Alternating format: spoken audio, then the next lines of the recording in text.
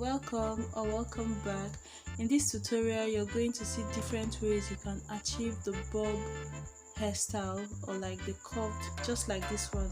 So for the first tutorial you're going to watch me like change up a client's braid after a while. So we just wanted it to have a different look after some weeks of carrying it, so I decided to bob the end, just cut it and make it short and bob.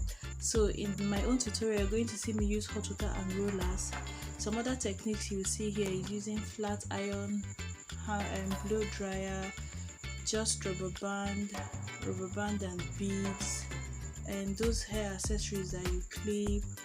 Also techniques where you use a lighter, like that kind of heat, and those hair accessories that you press. There are just varieties of options here, and I promise you, I think every type that exists is in this collection.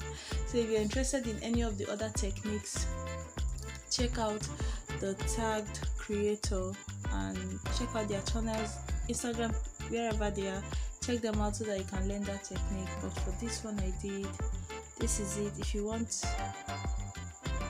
see, everything you need is here. So let me just let you enjoy the video. Okay.